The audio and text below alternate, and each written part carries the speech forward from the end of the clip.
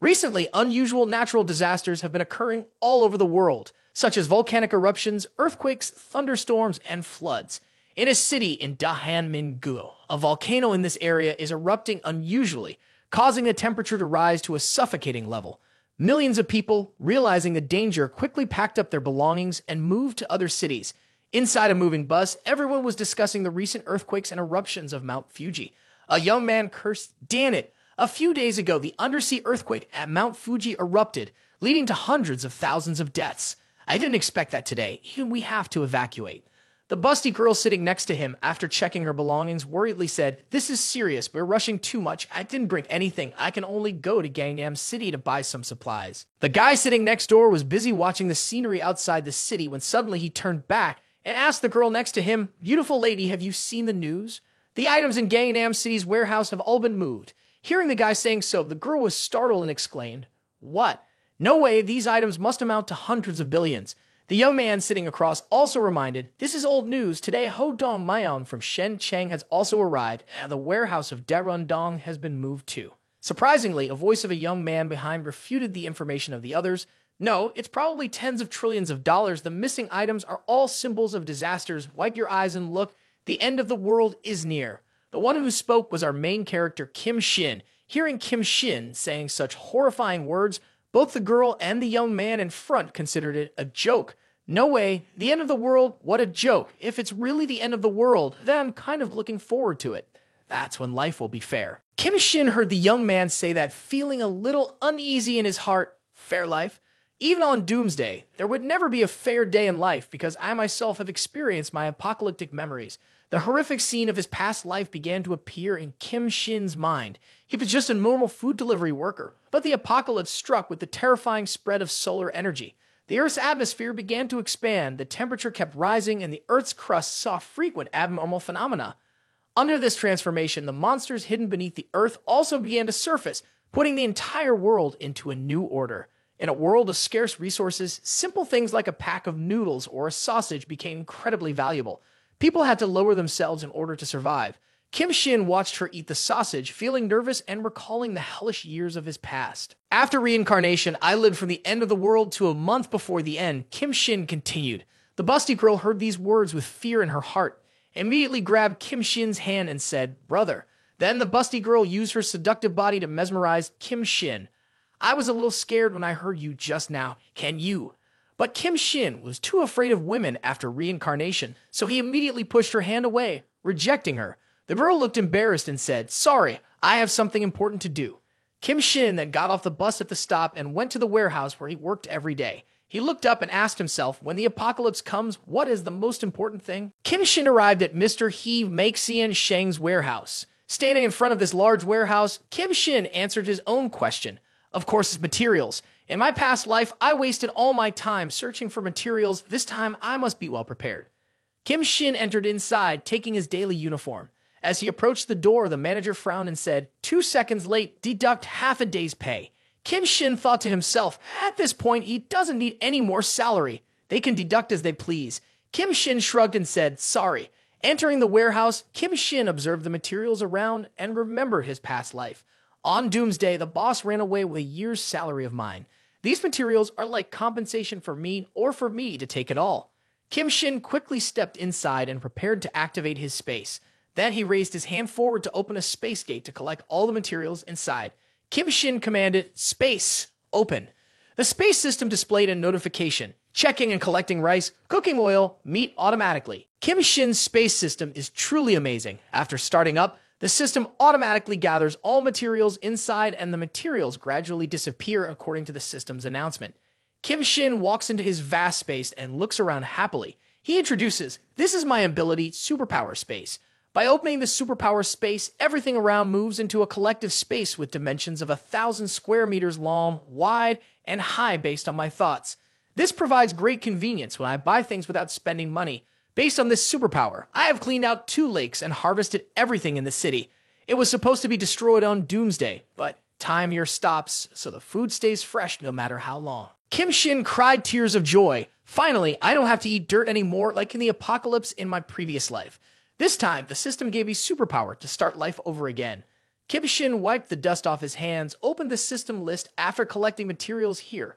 The list of harvested materials this time: 210 bags of rice, 102 bottles of cooking oil, 155 kilograms of vegetables, 220 bottles of mineral water, 375 ready-to-eat meals, 9 barrels of spices, 168 bottles of liquor. Kim Shin silently exclaimed, "Collecting so many materials like this, I can finally relax." At the same time, the manager and some employees entered and pushed open the door, saying, "Let's move the goods out with me." The manager and 2 young men behind him pushed the door open and couldn't believe their eyes. I must be dreaming. Looking at the completely empty warehouse space now, different from just a few minutes ago, it puzzled the manager. Then the manager angrily pointed to Kim Shin and shouted, "Hey, where did all the goods here go? I'm asking you." Kim Shin raised his hand to open a space for teleportation and smiled as he said, leaving those in front of him puzzled, "I have taken everything here." The young men in front of him were shocked by Kim Shin's response. "What?" Realizing that Kim Shin intended to escape, the manager signaled for 2 strong employees to capture Kim Shin, saying angrily, "You scoundrel, how dare you? Grab him for me." Kim Shin opened another space gate, then jumped back inside and said, "Goodbye. Oh yes, I won't be late anymore." The angry employee rushed to catch Kim Shin, but only grabbed empty space while waving his hand to say goodbye. Bye-bye. Both the manager and the 2 employees witnessed the scene in front of them with confusion. Where did he go? He disappeared. Outside the warehouse, another teleportation gate appeared, and Kim Shin emerged from inside, performing a beautiful somersault and landing gracefully. Kim Shin took back the superpower Space Gate, which was his second superpower, Space Jump, and crossed space within a 3 meters distance. Kim Shin looked back at the warehouse where he had last worked. Until the end, relying on this superpower, I can enter the destroyed buildings to search for supplies and safely retreat. Even when facing mutant creatures, teleportation can save my life in critical moments. After that, Kim Shin raised his hand to take off his shirt, threw it up high, and said, "Then the shopping job isn't finished yet." As he prepared to leave, Kim Shin suddenly received a message from the government notifying about major changes happening on Earth, and there would be local natural disasters occurring. The message affirmed that the situation was under control and it would not affect daily life. Kim Shin finished reading the message and said, "The government is afraid of causing panic. Maybe the end is coming." As he was about to turn off his phone, Kim Shin received a call from Kang Hyo-cheon, someone he disliked but had once risked his life to take care of her. Kim Shin looked at the phone, and after a moment of contemplation, he answered and said, "Hello." Kang Hyo-cheon, on the other end of the line, immediately started nagging when she heard Kim Shin pick up. "Kim Shin, how could you play disappearing games with me and even sell the house through an agent? How can you be so unreliable? Do you think any girl would want to be with you after you sell the house?" Kang Hyo-cheon, after having just been intimate with another man, began applying lipstick while criticizing Kim Shin. "Where is your sense of responsibility as a man? Even though I don't care about your house, I'm still a woman. If you don't give me the house, how can I feel secure being with you?" Kim Shin coldly asked, "Is there anything else?" Kang Hyo-cheon, seeing Kim Shin's indifferent attitude, immediately showed her displeasure. "What kind of attitude is that? I'm giving you another chance. Move the house to my name now, or don't even think about marrying me." Kim Shin coldly replied, "I'm on my way back to Shangdu. We'll talk when I get there." Then he hung up, not giving Hyo-cheon a chance to say more. After ending the call with Kang Hyo-cheon, Kim Shin angrily reminded Kang Hyo-cheon, "In our past life, we lived together during the apocalypse for 5 years. It was me who searched everywhere for supplies to feed you. It was me who led you to safety. If it weren't for me, you would have died of starvation in the apocalypse long ago. But you." Kim Shin looked at his phone, silently recalling memories from his past life, the moment when Kang Hyo-cheon and Wang Ho-woo conspired together to plan his murder. Wang Ho-woo tightly gripped Kim Shin's neck, witnessing his fearful expression before his death. His face showed a cruel smile as he asked, "Kim Shin, why have you been so clueless lately? You must not have hidden all your good stuff, have you?" After Wang Ho-woo ended Kim Shin's life, he immediately moved closer to Kang Hyo-cheon to do the same to her. Kang Hyo-cheon played the role of an innocent girl trying to resist, but it seemed futile. Wang Ho-woo was eagerly preparing to devour his prey. Kang Hyo-cheon angrily replied, "Don't think I don't know what you're thinking. He's dead, so he's no use. Whether you can do it or not depends on your actions tonight." Kang Hyo-cheon showed no fear or hesitation before Kim Shin's death. After her confession, Kang Hyo-cheon immediately spread her legs, inviting Wang Ho-woo to combat. Kim Shin remembered his past life. In my previous life, I was a victim of injustice. I trusted those who were not trustworthy, like Wang Ho-woo and Kang Hyo-cheon. This time, I have to make them pay. Kim Shin clenched his fist with a face full of hatred, saying that they will not die easily. He wants them to experience the pain he had to endure 100, 1,000 times. After taking a deep breath, Kim Shin picked up his phone and called Director Liu a broker. He asked immediately, "Hello, Director Liu. My house could be sold at half price, but I only want cash right now." The last thing he said was, "I have to think of a new way to make money." After that, Kim Shin took a car and went to the real estate office of Director Liu. As the car stopped at the front door, Kang Hyo-cheon and Wang Ho-woo were already standing there. Seeing Kim Shin arrive, Kang Hyo-cheon's angry face asked, "Kim Shin, do you know how long I've been waiting?" Kim Shin got out of the car, then coldly walked past Kang Hyo-cheon and Wang Ho-woo, saying coldly, "Get out of the way." Kang Hyo-cheon was surprised by Kim Shin's strange behavior, while Wang Ho-woo blocked Kim Shin's path, his face grimacing and shouting, "Who gave you the right to sell a house? Dare to sell our house? Believe me, I will make you never see the sun tomorrow." Facing Wang Ho-woo's unpleasant face and tone, Kim Shin didn't say anything. He simply coldly reached out and grabbed Wang Ho-woo by the collar, lifting him up, causing the young man to panic. Kim Shin didn't let go, but grabbed Wang Ho-woo by the collar and forcefully slammed him to the ground, causing him to bleed from his mouth, his eyes wide with pain. Kim Shin, acting coldly, reminded Wang Ho-woo, "How I deal with you is up to me." Seeing Kim Shin's violent actions, Kang Hyo-cheon feared that Wang Ho-woo would be in trouble, so she rushed in, grabbing Kim Shin's jacket and shouting loudly for help. "Let go! What are you doing? Someone help! He's killing someone!" Contrary to Kang Hyo-cheon's thoughts, Kim Shin did not hesitate to slap her hard, causing her to fall backwards. Kang Hyo-cheon reached up to touch her face, looking at Kim Shin with a puzzled expression. "You." Meanwhile, Wang Ho-woo, as Kim Shin had been choking him for too long, was now feeling like he was standing on the edge between life and death, wondering which side to choose. Wheezing, Wang Ho-woo managed to gasp out to Kim Shin, "Let go! Let me go!" Kim Shin looked at Wang Ho-woo with disdain, saying, "Don't worry, you won't die too quickly." As Kim Shin released his grip on Wang Ho-woo's neck, he felt like he had just escaped death, looking at Kim Shin with fear in his eyes. Wang Ho-woo tried to step back, his face contorted and coughing. Kim Shin paid no attention to the two struggling figures, instead walking inside to continue his plan. Seeing Wang Ho-woo in that state, Kang Hyo-cheon approached him with concern, asking, Ho-woo, are you okay? After all the times they had slept together, used so many condoms, and now this overacting. Oh my. Kang Hyo-cheon certainly did not understand what was going on, so she was still angry, and reminded Kim Shin with a final grace. "Kim Shin, while I am not yet angry, quickly kneel down and apologize, or you will never dream of marrying me in this lifetime." Kim Shin said nothing, just coldly turned his head and gave those two scheming individuals a look full of goodwill. Wang Ho-woo and Kang Hyo-cheon noticed Kim Shin's anger and involuntarily shivered, then both ran away with their tails between their legs. Wang Ho-woo ran off shouting, "Wait there for me." Kim Shin looked at the two despicable people and muttered, "Garbage." Later, in the real estate office, Director Liu poured water for Kim Shin and immediately asked, "Mr. Kim, I offered to buy your house. What do you think?" Director Liu appeared respectful on the outside, but was full of cunning and calculation inside. In his mind, he thought, the house is worth over $1 million. This fool is selling it for $700,000. I just need to turn around and I can make a few $100,000. Kim Shin was smiling while answering, "Maybe, but you have to pay in full. Can you pay today?"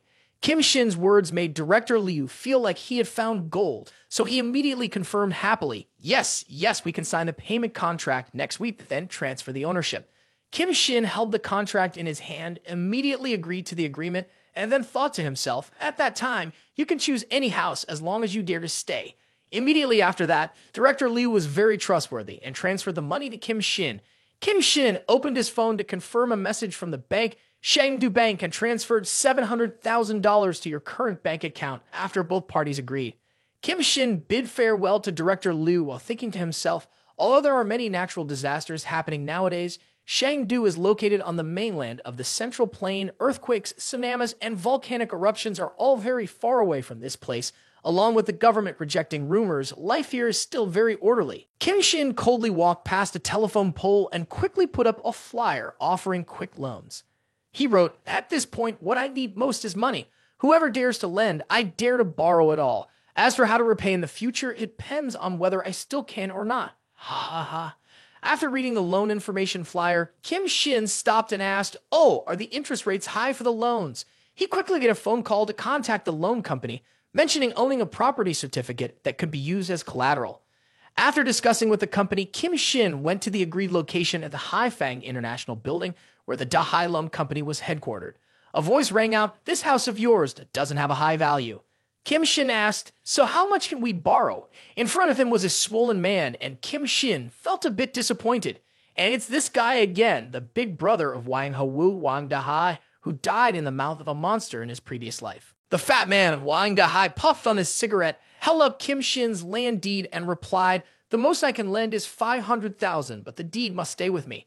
Kim Shin didn't want to drag things out with this guy, so he immediately stood up, placed his hand on the land deed, and said, "Deal. Add another 100,000 and I'll close the deal right now. Rest assured, give me 1 week and I'll repay you with the money I've lost." Wang Hou, hearing Kim Shin's confirmation, secretly rejoiced, realizing, so he's a gambling addict. Anyone who gets involved in this would even sell their own parents. Trying to win back lost money, what an idiot. Let's see if I can drive him to bankruptcy today. Wang Dahai took another drag of his cigarette and reminded him, as long as the land deed is collateralized in my company, everything else is negotiable. After finalizing the deal with Wang Dahai, Kim Shin immediately received $600,000 in his account. On the side of Kan Heo Cheong and Wang Hou, Han Heo Cheong touched his bruised cheek, muttering angrily, "I only took the house that belongs to me. What's wrong with that? This guy dared to hit me, so I'll make sure he pays for it." Wang Hou stepped out of the taxi, clutching his neck in pain. "I'll make this bastard pay. Damn it, the boss has to kill him." Suddenly, Kim Shin also walked by this place. Kang Heo Cheong, bewildered, asked Wang Hou, Wang Hou, look at that person? Is that Kim Shin?" Wang Hou, touching his neck with a pained expression, angrily said, It's really him. What's he doing here?" Kang Heo Cheong clenched his fists in anger, wanting to confront him, said, "Let's follow and see what this guy has been up to these past few days." The place Kim Shin went to was the Ru Cheong Hotel. Kim Shin's memories began to resurface. "In my memories, many commercial buildings were overwhelmed by the impact of the seawater rushing in, and the freezing cold quickly caused them to collapse instantly. But the Ru Cheong Hotel withstood various natural disasters until the very end." Kim Shin slowly entered the Ru Cheong Hotel, thinking as he walked, "I heard that the presidential suite is fully equipped with amenities and even has a swimming pool. On the contrary, it might be possible to use this place as a base for a long time. Although many warehouses have been empty before, they lack hot food and fresh vegetables." Seeing someone enter, the beautiful receptionist immediately greeted him. "Hello, I am the hotel's food and beverage manager, Ryu Hoon Ha. How can I assist you?" Kim Shin instantly shocked Ryu Hoon Ha. "Hello, I would like to book 1,000 banquet tables. Is that possible?" Ryu Hoon Ha, seemingly unable to believe her ears, asked again in disbelief, 1,000 tables?" After regaining her composure, Ryu Hoon Ha replied, "Yes, of course, we have various table options. $5,000 per table, $30,000 per table, and VIP tables at $100,000 each." As she introduced the options, Ryu Hoon Ha looked at Kim Shin in amazement. "Oh my god, this young man with such an impressive demeanor is truly a hidden tycoon." Kim Shin smiled and confirmed that I'll choose the $30,000 per table option, a total of 1,000 tables. I'll make a deposit of $100,000 and you can deliver them to this address.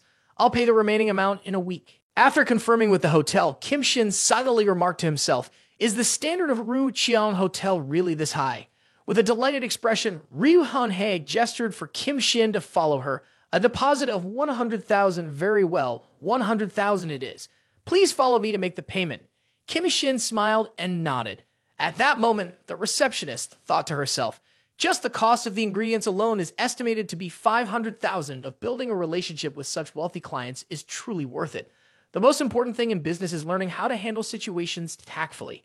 As Ryu Hoon Ha invited Kim Shin to follow her, she asked, "By the way, how should I address you?" He coldly replied, "Kim Shin." While walking, Ryu Hoon Ha curiously asked, "Mr. Kim, are you planning to get married?" Kim Shin, seizing the idea, immediately confirmed, "Yes, getting married. Oh, and please help me book a presidential suite as well." After making the payment and deposit, Kim Shin happily left Ru Cheong Hotel. As he walked, he thought with satisfaction, 1,000 banquet tables, 100,000 deposit, all done. As for the final payment, ha ha, In the scorching apocalypse, a block of ice could be worth hundreds of millions. Ryu Hyunhye was probably also experiencing the presidential suite for the first time, and she immediately felt ecstatic. Oh my god, this is the presidential suite for the honeymoon. Whoever marries him will truly be happy. At the same time, Kang Hyo-cheong and Wang Ho-woo were lurking outside. After witnessing Kim Shin's actions and conversation with this person, Kang Hyo-cheong immediately stepped closer and asked, "Hello, I'd like to inquire what was that person here for just now?" Seeing this, Ryu Hyunhye responded, "The person who was here just now. May I ask who you are?" Kang Hyo-cheong promptly confirmed, "He's Kim Shin, my boyfriend." Upon hearing that, Ryu Hyunhye's face showed a hint of sadness as she replied, "Your boyfriend just booked a banquet of 1,000 tables at our venue with a deposit of $100,000 paid. You're really fortunate to have a boyfriend like him." Ryu Hyunhye observed Kang Hyo-cheong and smirked. "This girl is barely a 7. Her demeanor doesn't even match mine. People with money always go for someone like this." Hearing a receptionist confirm the situation, both Kang Hyo-cheong and Wang Ho-woo exclaimed in shock, "No, it can't be. There's no way he could afford to book 1,000 banquet tables." Ryu Hyunhye resumed processing Kim Shin's transaction while explaining, "People with money like to play the hiding game. They worry that their girlfriends might have ulterior motives towards their wealth, so they wait until the wedding day to reveal it." Upon hearing this, Kang Hyo-cheong immediately reassured himself. So they disappear suddenly before getting married, and then what about the emotional violence? Wang Ho-woo, bewildered, asked, "That damn guy, Kim Shin, is he really wealthy?" Ryu Hyunhye handed her phone screen to the two, then confirmed, "Of course, look, 100,000 just transferred." After gathering intelligence on Kim Shin's situation, Kang Hyo-cheong and Wang Ho-woo stepped outside together. Wang Ho-woo, smoking a cigarette, asked, "So, those are banquet tables at a 5-star hotel. Who does he want to invite?" Kang Hyo-cheong, his face radiant and chest puffed up with joy, responded, "You don't understand this yet. It's obviously to introduce me to their upper-class circle," before announcing his identity. Wang Ho-woo immediately stood up, intending to playfully tease Hyo-cheong, his face mischievous and full of mischief, asking Kang Hyo-cheong, "Haha, so what should we do?" Kang Hyo-cheong promptly waved his hand in refusal, replying, "I want to take the initiative, give this flatterer a chance to proactively apologize." In Kang Hyo-cheong's mind, extravagant scenes began to unfold to boost his own morale. "Throughout my life, I never imagined such a scenario, yet here it is, achievable. On that flatterer, Kim Shin." Kim Shin sat solemnly at his desk, recalculating the completed transactions. Sold a house for $700,000, lent heavily with $600,000 in interest, ordered $100,000 worth of food. The previous shopping trips were costless. There are still many necessary items not purchased. Even if only deposits were made, $1,000,002 is not that much. Among the 36 strategies, Kim Shin the prophet came up with an idea, his eyes sparkling as if seeing the light of the party. Kim Shin immediately grinned slyly. "Heh, it would be a shame not to go for online loans at this point." Then Kim Shin proceeded to download over 80 apps, took 30 photos, and the online loan amount was $300,000. Kim Shin began posing for selfies and following the instructions of the apps. After some time flirting with loan apps, Kim Shin tossed his phone aside and sighed with relief. "Shane Dubank, your limitless account had accumulated a considerable amount today." Kim Shin lay down to rest and relax his muscles. "Ah, finally got such a big online loan." However, Kim Shin immediately sat up. No more time to waste, there's still a lot to buy. With money in hand, Kim Shin began browsing e-commerce sites like Amazon, eBay, Alibaba. Kim Shin multitasked while calculating wall heaters, ice makers, charcoal. These aren't available in the city. Luckily, they can be bought online, and shipping is really fast. Kim Shin recalled the two opposite extremes of the post-apocalyptic world. After extreme heat comes extreme cold. Whether we can overcome them depends on how abundant these two are. After obtaining the supplier's phone number for charcoal, Kim Shin immediately called and inquired, "Hello, may I ask the current price of coal? 2,000 for a ton of coal." "All right, I'll take 2 tons. The price is not an issue. I'll transfer 500,000 up front and the rest upon receiving the goods." Then Kim Shin contacted the stone factory. "Hello, is this the stone factory? I'd like to order some ice makers." "All right, I'll come over to discuss." As he stepped out the door, Kim Shin ran into Kang Hyo-cheong and Lee Na walking together. After hearing a brief summary of the story from Hyo-cheong, Lee Na suddenly realized and changed her thoughts about Kim Shin. Seeing Kim Shin walk by, Lee Na started hesitantly, "Oh wow, isn't this Kim Shin? Long time, no see. These days, Hyo-cheong always mentions you." Kim Shin looked towards Li Na and silently thought, Li Na, my close friend who always scolds me behind Heo Qiao's back, is the one allowing Kang Heo Qiao to take over her house. Upon hearing Li Na's words, Kim Shin coldly asked, remember me? Remember what? Remember my house? Seeing Kim Shin so unusually cold, Li Na, feeling awkward, immediately explained, oh, Kim Shin, Heo Qiao was just testing you back then. Why did you overreact like that? Don't you know how much it hurt Heo Qiao? Kang Heo Qiao pretended to be gentle, blushing as he approached, trying to hold on to Kim Shin. Kim Shin, hey, you come with me? I'm not feeling well today. Yesterday, I made you angry. Please don't be mad at me. Faced with Heo Qiao's wrongful actions in the apocalypse, actions Kim Shin knew well, Kim Shin immediately walked away coldly. I have something to do today. You go for a walk by yourself. Kang Heo Qiao and Li Na, bewildered, found Kim Shin's actions hard to understand and remarked, what's going on? This guy is really overacting. Li Na watched Kim Shin go and then informed, Kim Shin has left in his car. Li Na silently pondered and reminded Heo Qiao, quickly catch up.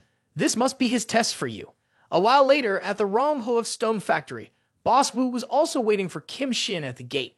As soon as he saw Kim Shin get out of the car, Boss Wu enthusiastically ran over, shaking hands and greeting, you must be Boss Kim. Indeed, youth and talent. Kim Shin also smiled and responded, Boss Wu, I called earlier. I've already explained over the phone. I'm buying 2 tons of stone to create a content for an ice bath on YouTube. It will be completed as soon as possible. Seeing Kim Shin ask that, Boss Wu proudly patted his chest. Our stone factory, I won't boast about other things, but our work efficiency is absolutely #1. 3 days, 2,000 tons for consumption only takes 3 days. How much do you need for me to seal the deal? Kim Shin, without hesitation, immediately opened his phone to transfer funds. All right, I'll make a down payment of 100,000 first, and you can deliver to the address I provide in 3 days. Boss Wu happily raised the QR code and chuckled. All right, no problem at all. After Kim Shin completed the transfer for Boss Wu, the satisfaction in Boss Wu's eyes was evident with the word money. Heh, Boss Kim, what do you need so much stone for? Any large-scale activities? We can still collaborate in the future with even more favorable prices. Kim Shin then stepped towards his car and smiled in response. I've told you already, I'm not one to mince words. Kim Shin's response transitioned Boss Kim from extreme joy to a stunned state. After Kim Shin left, Boss Kim watched the car drive away and commented, this business deal is truly lucrative. It's settled. The younger generation indeed has high work efficiency. A while later, Li Na and Kang Heo Qiao's car also stopped in front of the stone workshop. Boss Kim turned around with a surprised look on his face. What? Someone else is here to do business collaboration without making an appointment? Kang Heo Qiao opened the car door, then with a shy face asked, Boss, is Kim Shin my future husband? What were you all talking about earlier? Boss Wu looked at Heo Qiao with a puzzled expression. Future husband, what kind of hide-and-seek game is this?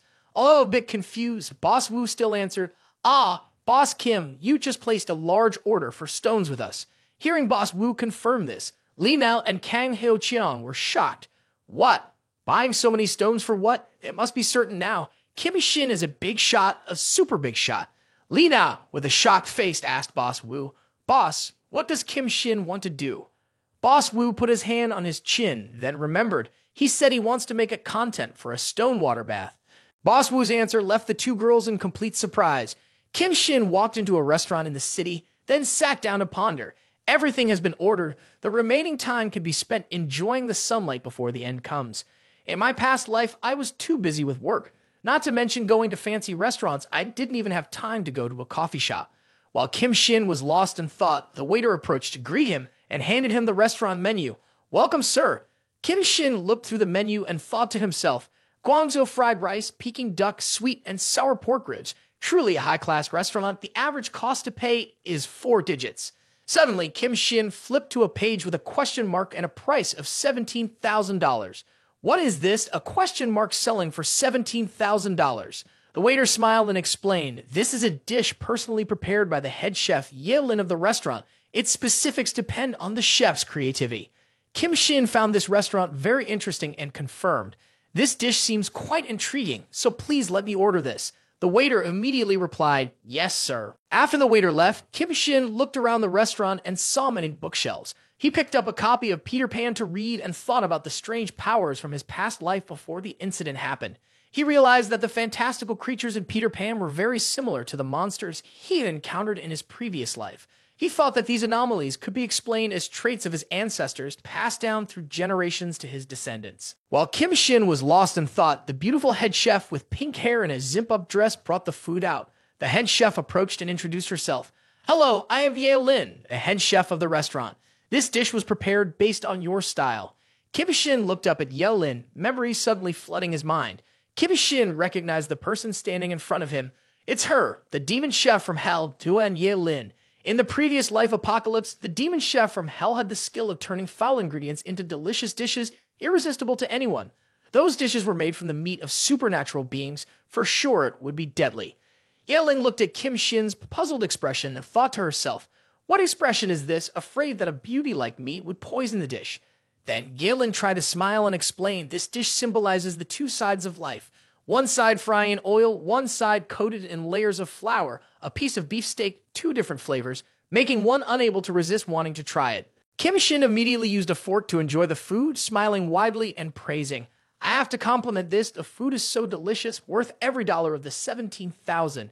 As he savored the food, Kim Shin silently thought to himself, if she can cook like this all the time, it would be amazing. Maybe she put some poisonous herbs in it. Only the heavens know. Lina and Kang Heo-cheong stood outside peeking in. Lina kept slapping her legs to chase away insects. Her face crumpled as she said, I have heard this restaurant charges over $1,000 for one dish. Your husband must be a hidden rich man. When you become a lady boss, don't forget about us. I'm getting bitten to death by mosquitoes. Kang Heo-cheong replied, yes, I will definitely become a lady boss. After finishing dining at Ye Lin's restaurant, Kim Shin continued to spend time at a bar. Standing in front of the bar, Kim Shin thought to himself, Shiji Bar, where people spend money in Shangdu. A wealthy person once spent 2 million here. I have no idea what even the abalone looks like here, but in the end times, there will be no more extravagant places like this. The thing I regret the most is not coming here before. While Kim Shin was holding a glass of wine and lost in thought, the enthusiastic younger sisters urged him on, You're handsome. Why aren't you drinking? Let's drink together.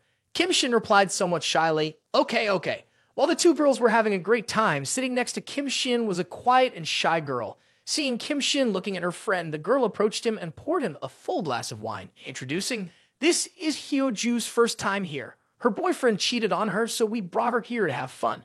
Hyo-ju looked tense, then sadly recounted, That scumbag, I didn't let him sleep with me, so he found an old woman instead. He has no morals. All you men only care about sleeping with women. Kim Shin held the glass of wine in his hand and explained, Men are lustful. This is ingrained in their bones. What Kim Shin said only made the girl more distressed. She immediately drank the glass of wine in one go. Seeing the terrifying scene before him, Kim Shin reminded her in confusion, That glass is not water. Right after finishing her drink, Hyo-ju slammed her glass down on the table and loudly asked Kim Shin, Are you handsome and single? Kim Shin was quite taken aback by her actions and confirmed his single status, saying, I am still single.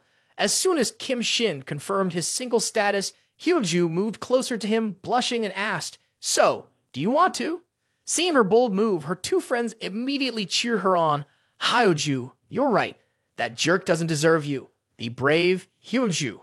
Meanwhile, nearby, Lina and Kang Heo-cheong also entered the room looking for Kim Shin.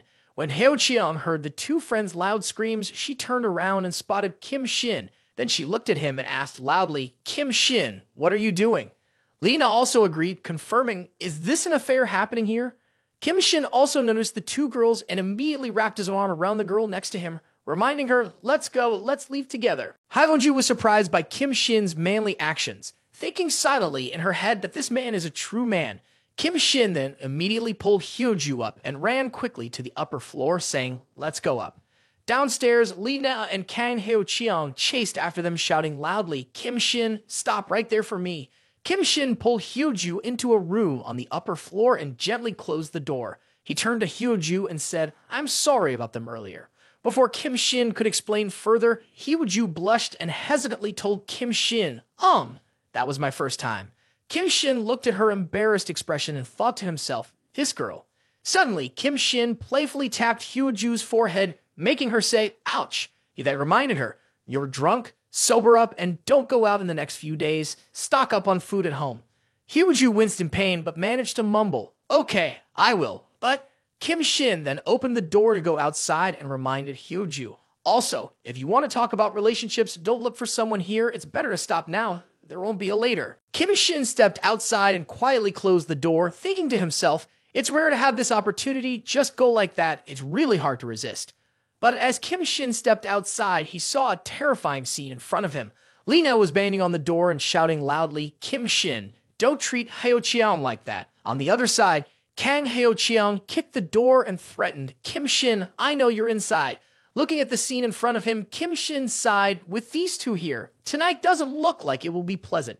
At the warehouse that Kim Shin had found on the outskirts, according to the orders, the goods would be delivered directly here this morning.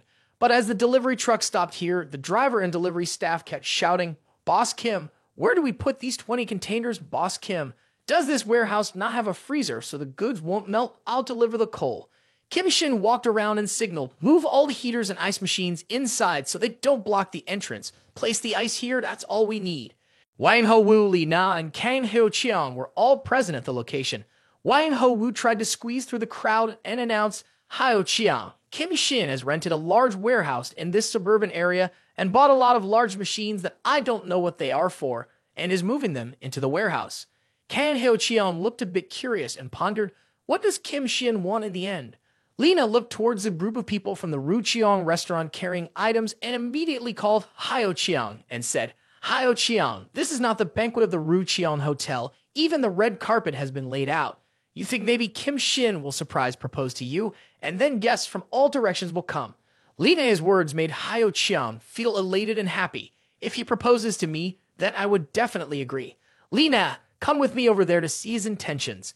Kang Hyo-cheon walked up to where Kim Shin was standing and asked, Kim Shin, why did you buy so many machines like this? Kim Shin had just taken off his coat, his cold face looking at Hyo-cheon and said, you came to help me move things, right? After we finish moving, I will tell you. Hearing Kim Shin asking for help, Hyo-cheon frowned and said, move things? What kind of joke is this? I am about to become a noble lady. Why do I have to do these things? Seeing her friend hesitant, Lena immediately ran over to remind her, putting her hand on her shoulder, saying, she is probably testing you, wanting to see if you are qualified to be a lady. Hyo-cheon thought her friend was right and quickly ran back to help carry the boxes, saying, all right, I am not a proud woman anyway. Hyo-cheon, with her pretentious appearance and extravagant attire, tried her best to use her strength to lift the boxes on her shoulders, her face crumpled and short of breath, but still trying to reassure herself. To become a noble lady, you must have both dignity and knowledge. Just need to overcome the challenges. Today, Kim Shin will definitely marry me. Beside Hyo-cheon, Lena also put on a pretentious appearance to try to charm Kim Shin, saying, Mr. Kim Shin, I am also here to help. Lena tried to strike a pose while secretly thinking, are there any rich men who are not interested in beauty? As long as I show a little bit of kindness, even if I don't become a lady, at least I can get some benefits. Kim Shin looked towards the two people who were walking towards the door and thought to himself, free labor should not be wasted. 1,000 meals, 2,000 tons of ice, whether it's a hotel or a factory. Even if more people are needed, it will take a long time to finish. After all the items had been transported and delivered to the warehouse, it was now late afternoon. Seeing that the work was finished, Kim Shin stretched and shouted, finally, it's done. At the entrance of the warehouse, Kang Hyo-cheon, after working hard, was sweating profusely from head to toe. Kang Hyo-cheon shivered all over, constantly frowning and blaming Kim Shin. Kim Shin is really too much, moving things from morning till evening and not even inviting us for a meal. When I become his wife, I will definitely take all his money. Beside Hyo-cheon, Lena was also in a cowgirl pose, trembling all over and struggling to breathe. She also tried to blame Kim Shin. That bastard made us move heavy things. That ice block must weigh over 50 pounds. Although Kang Hyo-cheon was angry, she still dreamily said, after checking everything, Kim Shin will probably declare me as the mistress soon, and the wealthy guests will probably arrive soon too. Li Na and Kim Shin both showed generosity and care towards their employees. Li Na expresses surprise when she sees customers not minding cold food and wealthy people often having quirky attitudes.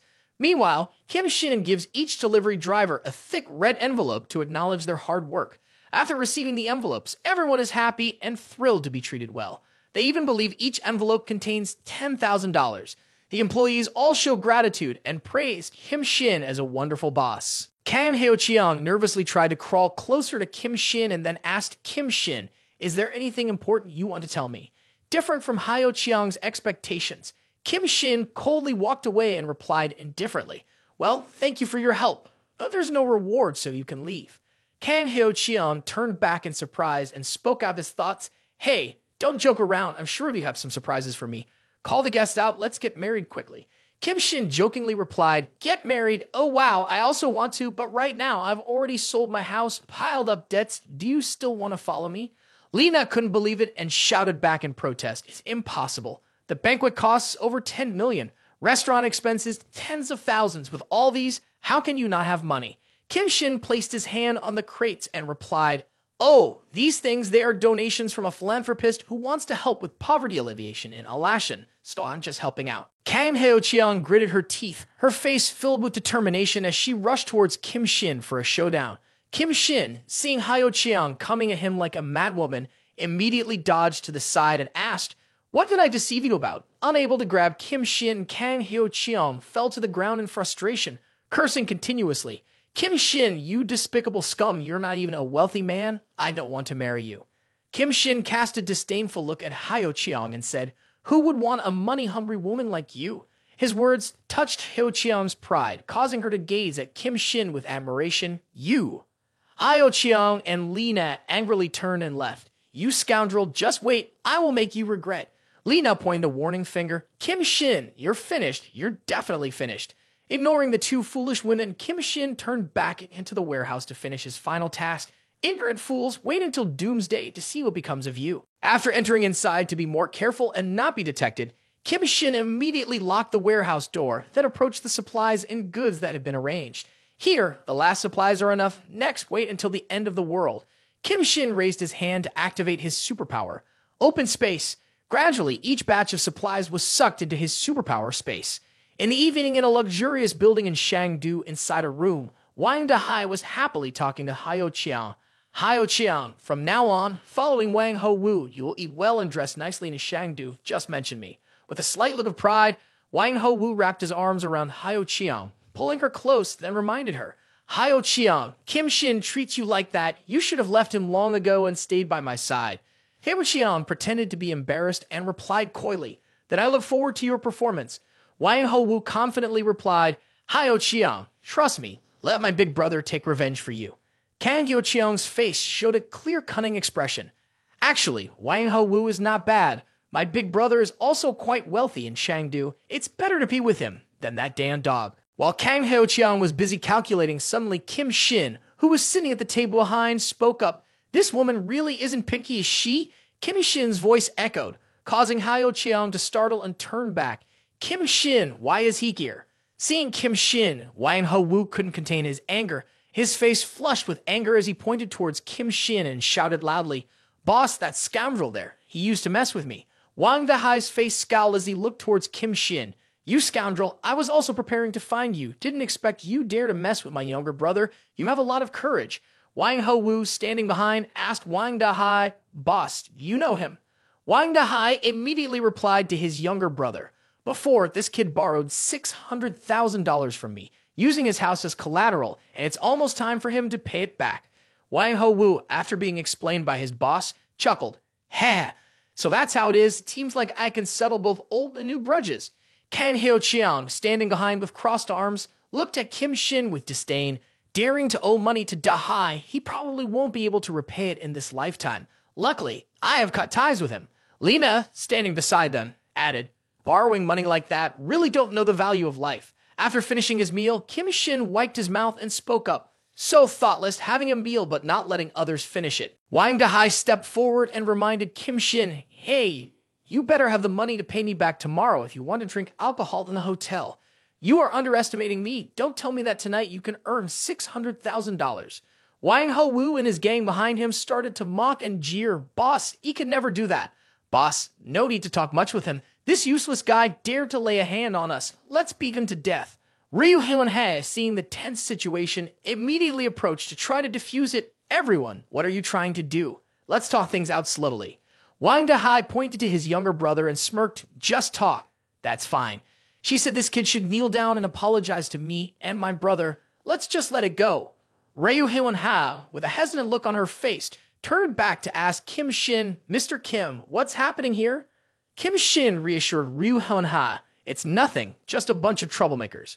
Kim Shin's words angered Wang Dahai. He slammed the table and yelled, "You? I won't give in to you either. Today, consider yourself done. No one can save you now." Suddenly, a man walked in and loudly asked, "What are you guys doing?"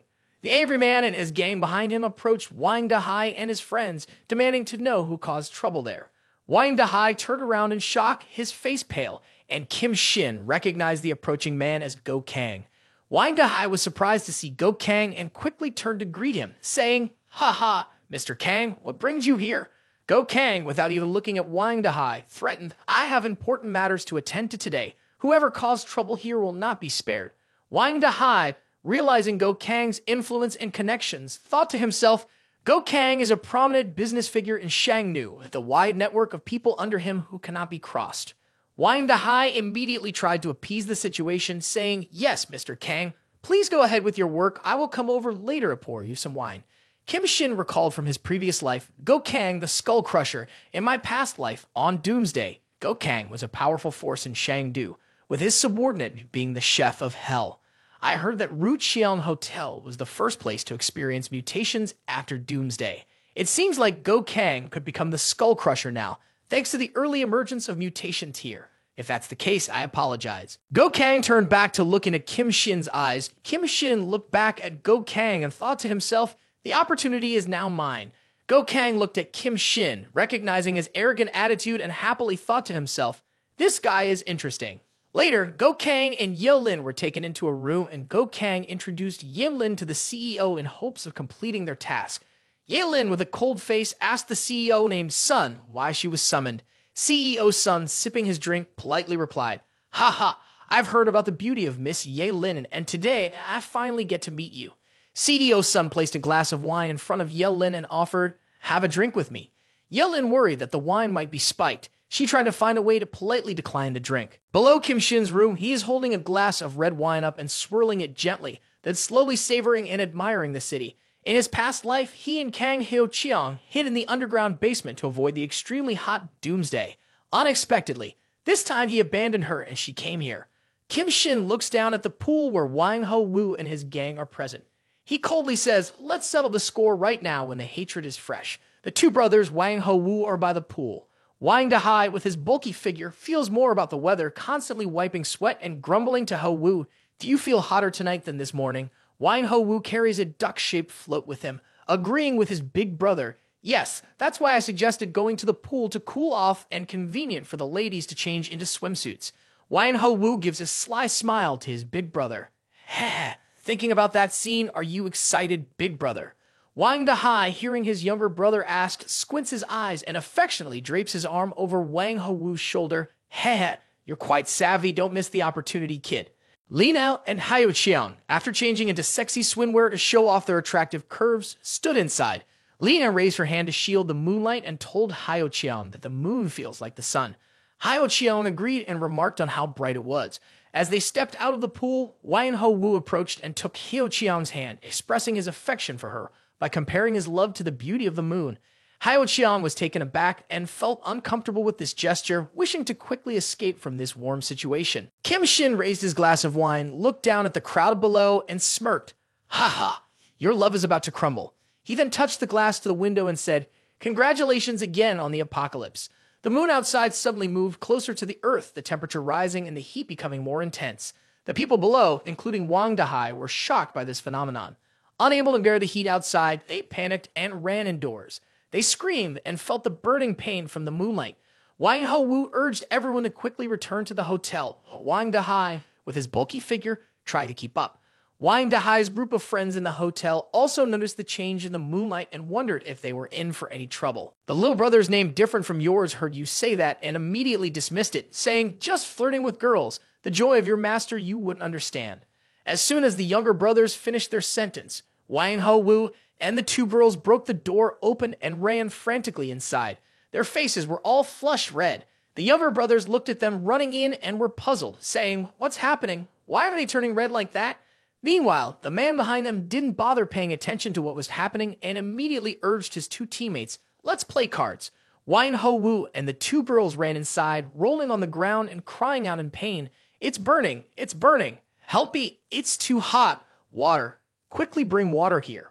Wang Ho Wu and the duck looked towards the fish pond, their faces as if they were drowning, and found a piece of wood. They immediately shouted, "Water! There's water here." All three of them, Wang Ho Wu, Hao Qiang, and Li Na, rushed towards the water. When they finally cooled down, Wang Ho Wu breathed a sigh of relief. "I'm alive." The other two bros continued to argue, "Get out, this seat is mine." "Hey, get out." The younger siblings asked Wang Ho Wu, "What's wrong with you guys? Where's Boss Dahai?" Upon hearing his name mentioned by his siblings, Wang Ho Wu immediately panicked and shouted, "That's right, where is Brother Dahai?" Just as Wang Ho Wu finished speaking, Wang Dahai walked to the door, his skin blistered and swollen, his whole body covered in smoke, trying to say, "Help me." Seeing Wang Dahai, Wang Ho Wu and the younger siblings immediately ran to him in panic. "Boss, are you okay? Get the burn medicine. Hurry up. Ho Wu, you go call for help. I'm sorry. I'll never leave you again." Upstairs in the room, Go Kang and Yelin arrived, and CEO Sun noticed Yelin stalling and asked, "Hey, Yelin, why aren't you drinking?" Go Kang saw the situation was a bit difficult, so he spoke up. "CEO Sun, I have prepared the wine party. It's no good." CEO Sun glanced at Go Kang and reminded him, "In Shangdu, under my authority, Mr. Sun pouring the wine, no one dares not to drink. Kang, this is not your job." Go Kang, being reminded, quickly turned his face away and pretended to be busy elsewhere. Yelin saw this and glanced at Go Kang, secretly thinking, "Go Kang, damn it, trying to please Sun Did Biao at my expense. Sun Did Biao relies on his own power in Shangdu to dominate and harm countless women. Today, he must be targeting me." Yelin looked at the glass of wine and frowned. "There must be a problem with the wine. I absolutely must not drink it, but what should I do?" Inadvertently, the light outside suddenly increased, making the human eyes unbearable. Both Go Kang and CEO Sun immediately couldn't bear it and shouted, "Ah, what's happening, my eyes?" Go Kang immediately ordered his men, "Quickly pull the curtains. Ah, it's too hot." Go Kang, bewildered with a puzzled face, spoke up, "CEO Sun, it seems like this is not right at all." CEO Sun's slightly fearful face signaled, "Let's go downstairs to see what's going on." The unexpected event that had just happened saved Yelin's life, causing her to immediately breathe a sigh of relief. In the lobby below, Ryoto and Hei immediately blocked and signaled for everyone to stop, saying, "Do not advance outside. Everyone stay calm. We have contacted the rescue team. Please wait here." Her words made many people uncomfortable, with someone saying, "Wait, I can't wait any longer. I already made millions every minute. How can I afford to waste time, right?"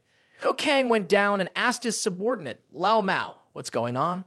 Lao Mao stood next to him, unbuttoning his coat and explaining, "Just now, the moon suddenly shone brightly. The temperature outside must be over 70 degrees. According to reports, nearly 100 people have been injured." Next to Go Kang, CEO Sun was also urgently contacting Minister Zhao. "Hey, Mr. Zhao, we are at the Ru Qiang Hotel. Can't you send someone to pick me up, please?" "Okay, I understand. I got it." Go Kang worriedly turned to CEO Sun and asked, "How is it going, sir?" The CEO Sun, with a concerned face, replied, "At this moment, the upper level must ensure full power supply. Without any issues, no personnel can interfere in the situation. It's a bit troublesome." In Wang Ho Wu's room, while the subordinates were applying medicine, causing Wang Dahai to cry out in pain, "Ouch, ouch, ouch, be gentle." Wang Dahai's subordinates anxiously reminded him, "Boss Dahai, you need to go to the hospital." Wang Ho Wu, feeling afraid, said, "How can we go to the hospital in this hot weather?" Seeing this, Wang Dahai's face wrinkled as he reassured, "Don't worry, let me ask Xiao Jiao to bring the car to pick us up." Shortly after, Wang Dahai signaled his subordinates to call Xiao Jiao, who answered from inside the car, "Brother Dahai, I'm under the car park. It's hot here, seems a bit hot." Xiao Jiao immediately drove the car outside to pick up Wang Dahai's group, saying, "Wait a moment, I'll be there soon." Xiao Jiao looked puzzled as she glanced outside and remarked, "Why is it bright outside? The temperature seems to be..." This young man was driving for a while when the tires couldn't bear the heat of the weather, immediately causing the tires to burst. All four wheels deflated at the same time, causing the car to stop. Xiao Jiao angrily stepped out, kicked the tires, and cursed. "Seriously, so hot that the tires burst? What kind of weird weather is this?" Xiao Jiao's little brother ran back without hesitation, calling Wang Dahai as he walked. "Hello, Brother Dahai. All four tires have burst. I can't go any further. I have to turn back. You guys figure out a way." As Xiao Jiao's little brother stepped into the area illuminated by the moonlight, the soles of his shoes immediately melted and stuck to the ground, causing him to fall forward uncontrollably. As he fell to the ground with a thud, Xiao Jiao opened his eyes ready to curse, but then he noticed many bodies lying beside him, also in a state of being burned by the sun. Terrified, Xiao Jiao cursed, "Holy shit." After that suddenly stood up, the entire half of the face was tightly pressed to the ground. The young man, Xiao Jiao, screamed in pain. This made the entire group of Wang Dahai inside jump in fear. Inadvertently dropped the phone to the ground. The sound of the younger brother's scream also gradually diminished. Then the phone connection sound also rang. Buzz, buzz, and then disconnected. Inside Kim Shin's room, because this young man had prepared in advance, the air conditioner is currently set to the lowest temperature of 16 degrees, while the room temperature is currently 25.5 degrees. The space inside the room is not affected by the outside temperature. From there, Kim Shin can calmly and comfortably sink into sleep. The next day, the government began to announce the events that were taking place due to the sudden release of a huge amount of heat from the moon, causing the outdoor temperature to rise to 75 degrees. The ground temperature also reached 100 degrees. This incident resulted in nearly 100 casualties. Everyone should stay indoors and not go outside to avoid burns and respiratory burns. In the city's power center area, some high-voltage substations, due to the high outdoor temperatures, have led to power transmission lines being overheated and short-circuited. Inside the power center, a high-voltage substation unable to withstand the high temperature immediately exploded, causing many areas in the city to experience power outages. Wang Dahai's phone rang, notifying him of a call from Xiao Jiao. Beep, beep, beep. The phone number you are calling cannot be reached. Wang Dahai looked at his phone with a furrowed face and said, "It seems like Xiao Jiao has disappeared." After checking outside, his lackey immediately reported, "Boss, all the other rooms in the hotel are full. This is the last room. We only have to squeeze in." Upon hearing this, Kang Haoqiang and Lina felt uncomfortable and said, "What a joke. How can I share a room with a man? No way. I want a private room." Suddenly, the lights in the room went out. The entire space in the room turned pitch black. The oppressive heat became even more suffocating, causing Wang Dahai to curse. "Damn, what is this place? Why did the power go out?" The group of henchmen felt suffocating and on the verge of going crazy, taking turns to take off their clothes to relieve the stifling heat.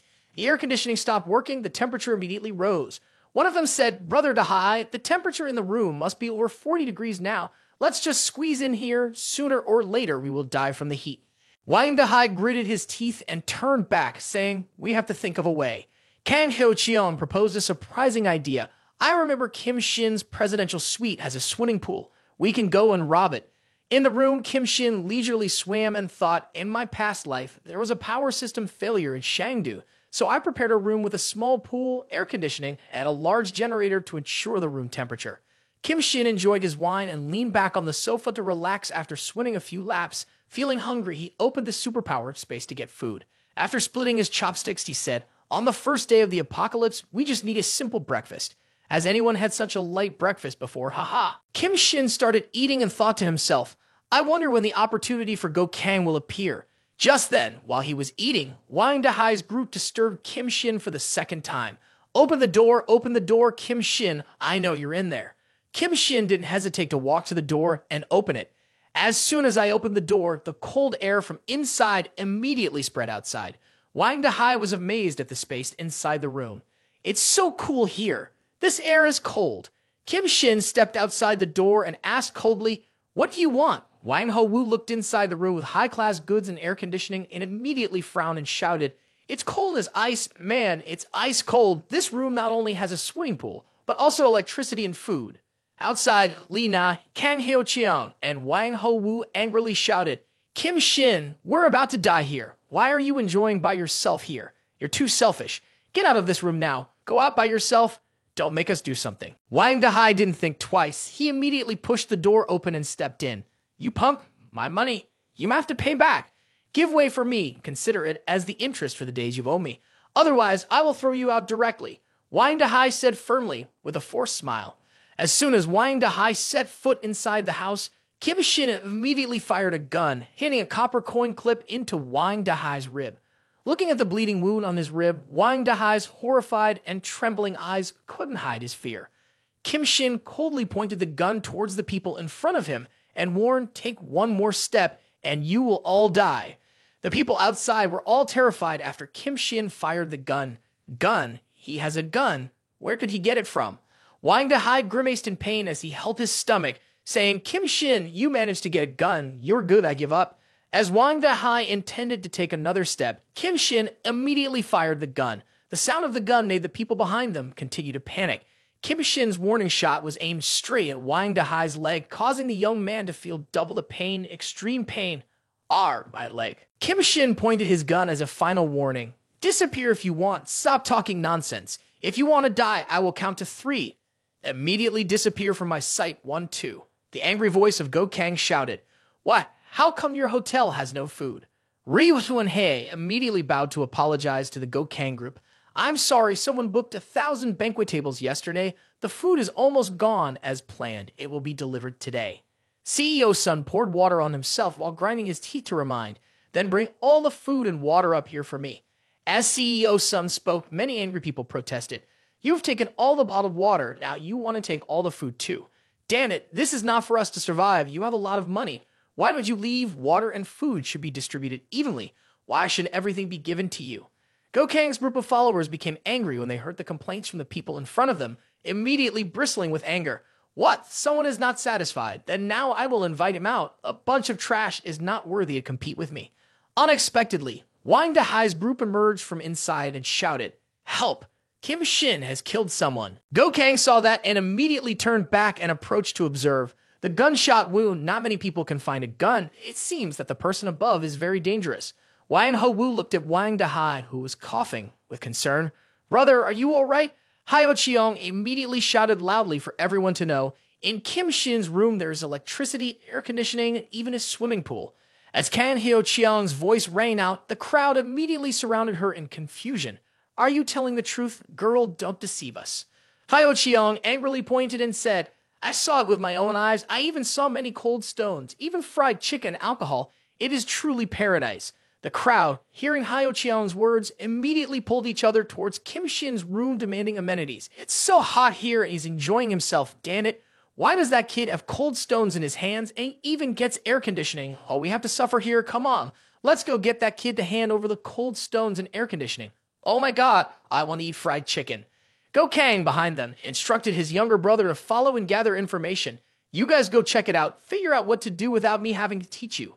The younger brother immediately replied, Don't worry, go ahead, Kang. As the group approached Kim Shin's room and knocked on the door, Kim Shin immediately opened it and asked, What's the matter? Sensing the cool air emanating from inside, the eager group outside exclaimed, It's so refreshing. Feels like every pore is relaxed. The young man glanced inside and replied to Kim Shin, Hey bro, we're here to negotiate with you. Don't you see it's a dangerous time now? This whole hotel only has air conditioning in your room. Can you let us in to cool off a bit? The younger generation should respect the elderly. Look, you must be the type who likes helping others. Meanwhile, the child standing by the door peeked in and asked, Where's the fried chicken? Spotting the basket of fried chicken on the table, the child immediately yelled, Fried chicken. Then, with the hunger of a starving child, he lunged forward, Mom, fried chicken. I want fried chicken. As predicted, as soon as he stepped 1 foot inside the room, he immediately flew backwards with a deep bruise on his stomach. His parents saw him fly out unconscious, and the staff immediately shouted in concern, Son, Kim Shin coldly reminded, Control your kids properly, or I won't hesitate to help manage them. Witnessing the inhumane actions of Kim Shin, the people outside showed anger, directing their furious gaze towards Kim Shin. He's just a kid. How could you do this? Murderer. You're a killer. The crowd rushed towards Kim Shin, demanding his death. This kind of person doesn't belong here. Get out of here. He's all alone. Everyone charge in. Kim Shin immediately shot a bullet filled with love at a youth leading this riot, hitting him right in the forehead. 2 young men standing beside were shocked, frozen in place as they watched the youth slowly fall down and lie still. The 2 men beside him immediately wet their pants in fear, looking back in horror. Kim Shin pointed his gun at everyone and warned, I may be alone, but you all have only one life. Inside the Ru Cheon Hotel building, after Wang Ho-woo saw the body of Wang Dahai left outside, he cried out in distress. Brother, why did they leave our brother outside? His followers tried to keep Wang Ho-woo inside, not letting him go out. Calm down, he's already dead. Dahai's wound has been infected for a while now. With this temperature and no medicine, Brother Dahai won't be able to hold on much longer. Wang Ho-woo, the bloodshot eyes and a face full of resentment, shouted, Kim Shin, it's all because of that wretched Kim Shin. In the presidential suite area of Kim Shin, 2 girls, Kang Hyo Cheong and Lee Na, stood in front of the camera pleading with Kim Shin. Honey, we know you couldn't bring yourself to shoot us. You were just threatening Wang Dahai. Kim Shin, could it be that you've forgotten how much we love you? The two girls continue to strike seductive poses and gaze deeply into the camera. Just let us in. You can make us do anything. Let us in to cool off a bit. We're willing to spend the evening with you, Hao Qiang, big brother. Kim Shin immediately opened the door and smiled. What a deep sisterly love you two have. Come on in. Upon hearing Kim Shin's confirmation, the two lit up as if they had struck gold. Really? I knew Kim Shin wouldn't abandon us. Honey is truly a kind-hearted person.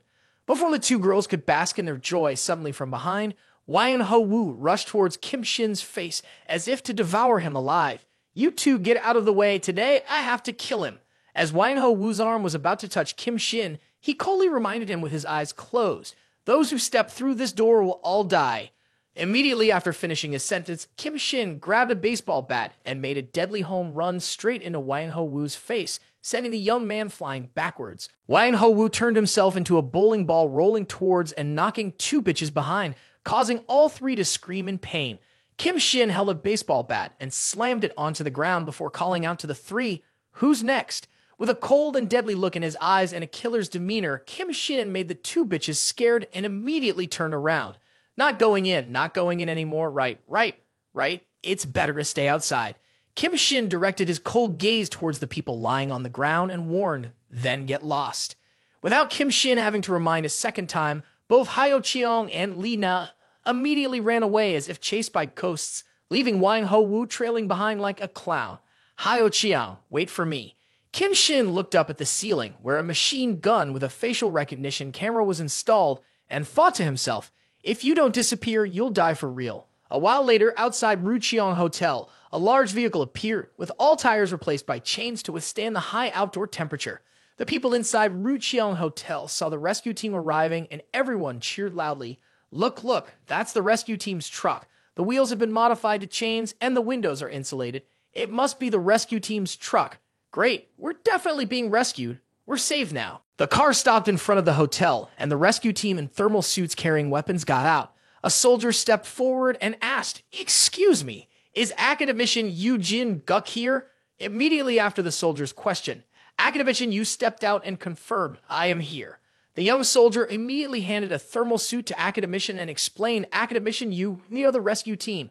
Please put on the thermal suit quickly and leave with us." Seeing that these people were not here to rescue everyone, causing confusion among everyone. "Wait, aren't you here to rescue us?" "Yes, you can't just rescue them alone." A rescue worker stepped forward and reassured everyone, "Everyone stay calm. The government has deployed a rescue operation. 12 noon is the coldest time of the day. Tonight you can go to the Silicon Valley Square, the nearest location for relief distribution." Hearing the information from the rescue worker, everyone appeared relieved. "Really? Tomorrow morning there will be official relief. It's great. The government is not completely helpless." Old CDO's son stood behind, showing his annoyance as he rushed to demand the use of facilities.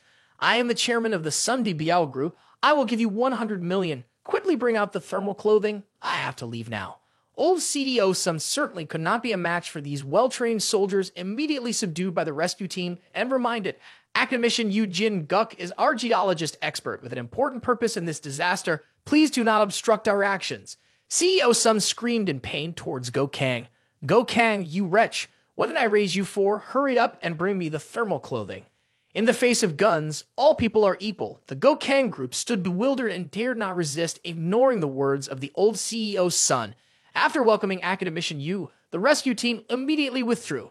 Everyone is ready to retreat. As the rescue team gradually left, Kang Hao Qian unexpectedly approached, pulling a soldier's hand, his face full of fear, saying, "Soldier, wait, upstairs, there is a murderer." Li Na had the opportunity to step forward and shouted in unison, That's right, that crazy murderer still has a gun in hand. We almost met Grim Reaper just now." The people nearby all agreed with Kim Shin's confession. "Yes, we must seek justice for us. We cannot forgive that murderer 1,000 times." A soldier named Park Sung-woo took off his hat and decided to stay. "I will stay. I also have my limits. You go ahead with the insulation clothing. Contact everyone after handling it." Sung-woo reminded Sung-woo, "This is a special period, so don't be reckless." Then Sung-woo took off the insulation clothing, picked up his gun, and went up to the floor. "Let me see who you are at the end." Kang Hao Qiang smiled maliciously behind him. "When Kim Shin is shot, I can wait for rescue in the room." Outside the hallway, advancing towards Kim Shin's presidential room, the space was completely silent. Sung Woo hid behind a wall corner, secretly observing the situation inside. After observing everywhere, suddenly his eyes noticed a plant pot on the opposite side. Sung Woo looked down in amazement. Ha! A camera. The camera placed by Kim Shin in the plant pot to monitor the movements of the people outside zoomed in on Sung Woo hiding there. Then the door of Kim Shin slowly opened. Kim Shin's arm reached out and threw a bomb towards Sung Woo. Witnessing Kim Shin's unexpected action of throwing a bomb towards him, Sung Woo was taken aback and cursed in surprise. What the fuck? When the bomb approached Sung Woo's area, it immediately activated and exploded, but surprisingly, it was not a bomb detonating, but a tear gas bomb.